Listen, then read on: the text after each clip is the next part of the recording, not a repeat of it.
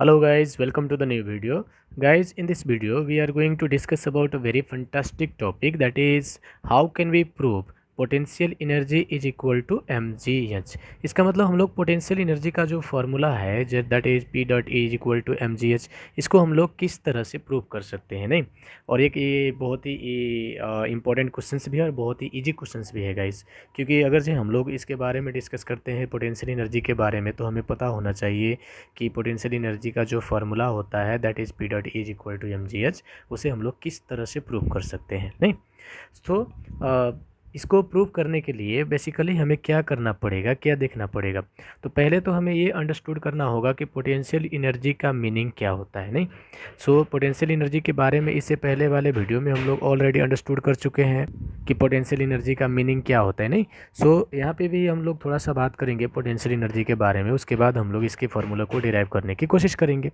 ठीक है, तो देखिए पोटेंशियल एनर्जी का मीनिंग होता है the energy possessed bye a body by the virtue of its position और कॉन्फ़िगरेशन। नो, जैसे कि एक कोई बॉडी है और ये मान लीजिए कोई बॉडी है, और इस बॉडी का हम लोगों को इस पॉइंट ए से, अगर जो इस बॉडी को हमें पॉइंट बी में लाना है, नहीं, तो इस बॉडी को पॉइंट ए से पॉइंट बी में लाने के लिए जो एनर्जी हमें चाहिए उसी एनर्जी को हम लोग पोटेंशियल एनर्जी बोलेंगे। नहीं, क्योंकि इस कंडीशन से बॉडी क्या करेगा, बॉडी का पोजीशन चेंज होगा, इस पॉइंट ए से पॉइंट बी में जाएगा। नहीं, तो इस टाइप को जो एनर्जी चाहिए हमें इस पोजीशन को चेंज करने के लिए, उसे हम लोग पोटेंशियल एनर्जी बोलेंगे। नहीं, अब इसको अगर जो हमें प्रूव करना है P dot E is equal to M G H, तो हम लोग किस तरह से प्रूव करेंगे। बहुत ही आसान है गाइस, एक बार देखिए क्या करना है।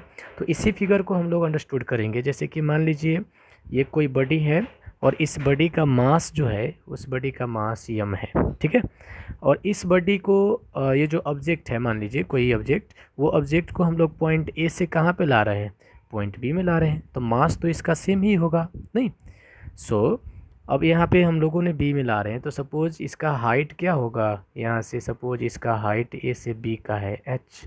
ठीक है, हाइट इसका हो गया एच।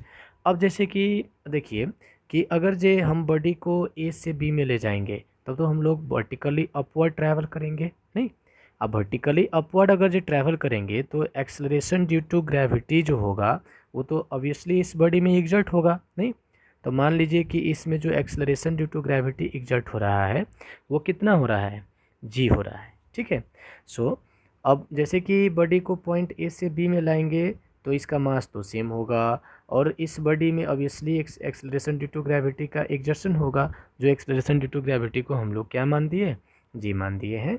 और जो हाइट है ये ए और बी के बीच में, इस हाइट को हम लोगों ने क्या माना है, एच माना है। ठीक है, अब देखिए जब बॉडी को हम लोग पॉइंट ए से पॉइंट बी में लेकर जाएंगे तो वर्क डन तो होगा, without work done body point A से पॉइंट बी में जा पाएगा, ये पॉसिबल नहीं है गाइस। बिना वर्क डन के एनर्जी हम लोग ऑब्वियसली इसमें अप्लाई करेंगे पोटेंशियल एनर्जी, तो ये तो वर्क डन करेगा ना, क्योंकि इसमें एनर्जी अप्लाई करने, एनर्जी लगाने का मतलब हम लोग फोर्स लगाएंगे। नहीं, अब फोर्स लगाएंगे इसका मतलब फोर्स लगाने के बाद ये जो ऑब्जेक्ट है, ये ऑब्जेक्ट पॉइंट ए से बी में जाएगा तो डिस्टेंस तो ट्रैवल करेगा ना, ये हाइट, तो ऑब्वियसली वर्क डन तो होगा। नहीं, तो बेसिकली इसका जो वर्क डन होगा वो वर्क डन क्या होगा, तो इसका हम लोग निकाल सकते हैं वर्क डन। तो वर्क डन का फॉर्मूला हम लोग क्या पढ़े हैं, एफ इंटू डी पढ़े हैं। नहीं, अब इसी फार्मूला को लेकर हम लोग ये जो potential energy is equal to M G h है, इसको हम लोग आसानी से प्रूव कर सकते हैं। तो देखिए कैसे करेंगे। तो we have work done, no, work done W is equal to F into d. नहीं, अब एफ का मीनिंग क्या है, जहाँ पे डब्ल्यू का मीनिंग तो हो गया कि ये डब्ल्यू का मीनिंग है वर्क डन, एफ का मीनिंग हो गया force applied on the body, and d का मीनिंग हो गया distance covered by the body. नहीं, अब जो फोर्स होगा तो देखिए W is equal to, force का फॉर्मूला हम लोग पढ़े हैं मास इनटू एक्सेलरेशन, लेकिन यहाँ तो एक्सेलरेशन ड्यू टू ग्रेविटी ने एग्जर्ट कर रहा है, तो इसीलिए हम लोग इसको लेंगे जी। ठीक, एफ के ठाव में, और डी के जगह पे हम लोग क्या पुट करेंगे, एच पूरेंगे। यहाँ पे ब्रैकेट में हमें लिखना होगा F is equal to M g. नहीं, देखिए, बेसिकली अब इसको पुट करने के बाद हमारा जो वर्क डन है वो वर्क डन कितना आया, एम जी एच आया। ये हमारा आ गया वर्क डन। अब ये जो वर्क डन हो रहा है, इसी वर्क डन को हम लोग पोटेंशियल एनर्जी बोलेंगे guys.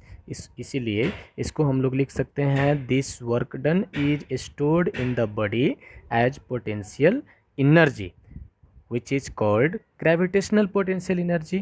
Okay, that's why we can write potential energy or gravitational potential energy, this is equal to mgh guys। देखिए तो इसी तरह से हम लोग का जो वर्क डन आया, तो वर्क डन तो आ गया mgh, और इसी mgh वर्क डन जो है, सॉरी, इसी वर्क डन को हम लोग ग्रेविटेशनल पोटेंशियल एनर्जी के टर्म में भी लिख सकते हैं, because this work done is stored in the body no as potential energy.